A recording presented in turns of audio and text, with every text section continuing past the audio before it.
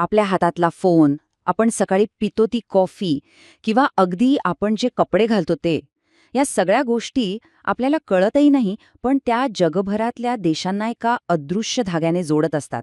आणि हा धागा म्हणजे आंतरराष्ट्रीय व्यापार. चला, आजच्या विशेष भागात आपण हाच धागा उलगडून पाहूया आणि समजून घेऊया की देश एकमेकांशी व्यापार नक्की का करतात. हा प्रश्न ऐकायला खूप साधा वाटतो नाही का, पण याचं उत्तर तितकंच रंजक आहे. खरं तर या एकाच प्रश्नामध्ये संपूर्ण जागतिक अर्थव्यवस्थेचं रहस्य दडलेलं आहे. आणि आज आपण नेमकं हेच रहस्य उलगडणार आहोत. आंतरराष्ट्रीय व्यापारामागे नेमकं का आणि कसं काम करतं हेच आपण समजून घेणार आहोत. चला तर मग अगदी मुळापासून सुरुवात करूया. आपण परदेशी व्यापार किंवा फॉरेन ट्रेड हा शब्द नेहमीच ऐकतो, पण त्याचा नेमका अर्थ काय आहे? आधी तेच स्पष्ट करून घेऊ. अगदी सोप्या भाषेत सांगायचं झालं तर ही एक जागतिक बाजारपेठ आहे. जेव्हा एक देश दुसऱ्या देशाला काही विकतो किंवा त्याच्याकडून काही विकत घेतो, तेव्हा त्याला परदेशी व्यापार म्हणतात. आणि हो, यात फक्त मोबाईल किंवा गाड्यांसारख्या वस्तूच नाही, तर सॉफ्टवेअर, टुरिझम किंवा बँकिंगसारख्या सेवांचाही समावेश असतो.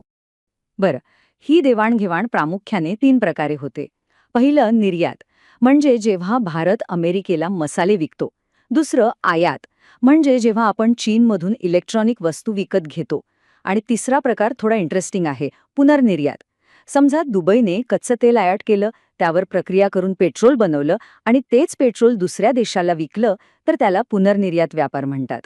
पण या सगळ्याची गरजच काय आहे? तर याचं कारण असं आहे की यामुळे प्रत्येक देशाला जी गोष्ट तो सर्वोत्तम बनवू शकतो, फक्त त्यावरच लक्ष केंद्रित करता येतं. यालाच विशेषीकरण किंवा स्पेशलायझेशन म्हणतात. आणि याचा परिणाम काय होतो?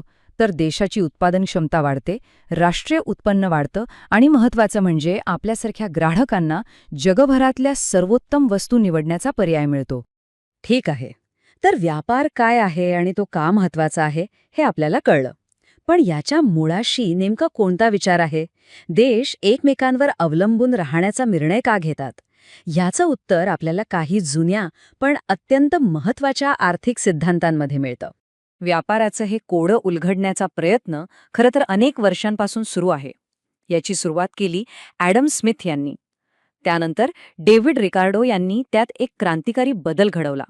आणि मग हेक्टर ओहलिन यांनी त्याला एक नवी दिशा दिली. चला, या तिन्ही विचारांना आपण टप्प्याटप्प्याने समजून घेऊया. ॲडम स्मिथ यांचा सिद्धांत अगदी सरळ आणि सोपा होता. त्यांचं म्हणणं होतं, जी गोष्ट तुम्ही इतरांपेक्षा स्वस्त आणि चांगली बनवू शकता, फक्त तीच बनवा आणि बाकीच्या गोष्टी सरळ इतरांकडून विकत घ्या. यालाच निरपेक्ष लाभ किंवा ॲब्सोल्यूट ॲडव्हान्टेज असं म्हणतात. म्हणजे अगदी कॉमन सेन्सचा नियम. पण स्मिथ यांच्या सिद्धांतामध्ये एक मोठी अडचण होती. जरा विचार करा, जर एखादा देश शेती आणि उद्योग या दोन्ही क्षेत्रात दुसऱ्या देशापेक्षा जास्त कार्यक्षम असेल, तर व्यापार होईलच कसा? स्मिथच्या नियमानुसार तर व्यापार शक्यच नाही. मग काय? आणि इथेच पुढचा सिद्धांत चित्रामध्ये येतो. डेव्हिड रिकार्डो यांनी एक जबरदस्त कल्पना मांडली. ते म्हणाले, कोण सर्वोत्तम आहे हे महत्त्वाचं नाही. महत्त्वाचं हे आहे की कोणती गोष्ट बनवताना कमीत कमी त्याग करावा लागतो. यालाच अर्थशास्त्रात संधी खर्च किंवा ऑपॉर्च्युनिटी कॉस्ट म्हणतात. म्हणजे जरी एक देश दोन्ही वस्तू चांगल्या बनवत असेल, तरी त्याने तीच वस्तू बनवावी ज्यात त्याचा संधी खर्च कमी आहे आणि दुसरी वस्तू आयात करावी. रिकार्डोंनी दाखवून दिलं की असं केल्याने दोघांचाही फायदा होतो. ही स्लाइड बघा, या 2 सिद्धांतांमधला फरक अगदी स्पष्ट होतो. स्मिथ कोण बेस्ट आहे यावर भर देतात, तर रिकार्डो कोण अधिक हुशारीने निवड करतो यावर. खरं सांगायचं तर रिकार्डो यांच्या याच एका कल्पनेने आधुनिक मुक्त व्यापाराचा पाया रचला आणि हे सिद्ध केलं की व्यापार हा सगळ्यांसाठीच फायदेशीर ठरू शकतो. यानंतर हेक्टर आणि ओहेलिन यांनी यात अजून एका महत्त्वाच्या मुद्द्याची भर घातली. त्यांच्या मते देशाकडे जे नैसर्गिक साधन मुबलक प्रमाणात आहे, मग ते स्वस्त मजूर असोत, भांडवल असो किंवा जमीन, देश त्या साधनाचा जास्त वापर करणाऱ्या वस्तूंची निर्यात करतो. उदाहरणार्थ, भारतात मजूर जास्त आहेत, म्हणून भारत तयार कपड्यांसारख्या श्रमकेंद्रित वस्तूंची निर्यात करतो. हे जुने सिद्धांत व्यापाराचा पाया नक्कीच स्पष्ट करतात. पण खरं सांगायचं तर आजच्या गुंतागुंतीच्या जगाचं पूर्ण चित्र ते दाखवू शकत नाहीत. आजचा व्यापार फक्त नैसर्गिक साधनांवर अवलंबून नाहीये, त्यामुळे आपल्याला एका आधुनिक दृष्टिकोनाची गरज आहे. एक साधा प्रश्न घेऊया. जर्मनी आणि जपान हे दोन्ही देश तंत्रज्ञानात खूप पुढे आहेत आणि उत्कृष्ट दर्जाच्या कार बनवतात. तरीही जर्मनी जपानकडून कार विकत घेतो आणि जपान जर्मनीकडून. जुने सिद्धांत ह्याचं उत्तर देऊ शकत नाहीत. असं का होतं? याचं उत्तर आपल्याला मिळतं पॉल क्रुगमन यांच्या नवीन व्यापार सिद्धांतामध्ये. ते म्हणतात की आजचा व्यापार प्रामुख्याने 4 गोष्टींवर चालतो. 1. मोठ्या प्रमाणावर उत्पादन केल्याने वस्तू स्वस्त होतात. 2. ग्राहकांना एकाच प्रकारच्या वस्तूंमध्ये व्हरायटी हवी असते. 3. बाजारात काही मोठ्या कंपन्यांचं वर्चस्व असतं. आणि 4. जो उद्योग आधी सुरू करतो त्याला एक नैसर्गिक फायदा मिळतो. हे एक वाक्य या सिद्धांताचं अगदी सार सांगतं. आजचा व्यापार फक्त देशाकडे काय आहे यावर अवलंबून नाही, तर कंपन्यांची उत्पादन क्षमता, त्यांचं ब्रँडिंग आणि ग्राहकांच्या आवडीनिवडी यावर जास्त अवलंबून आहे. आणि म्हणूनच आपल्याला बाजारात BMW आणि टोयोटा या दोन्ही गाड्या दिसतात. तर व्यापार का होतो यामागचे सिद्धांत आपण पाहिले. पण अब्जावधी डॉलर्सची ही देवाणघेवाण होत असताना देश या सगळ्याचा हिशोब कसा ठेवतात? चला आता शेवटच्या पण अत्यंत महत्त्वाच्या भागाकडे वळूया. याला आपण देशाचा आंतरराष्ट्रीय बँक स्टेटमेंट म्हणू शकतो.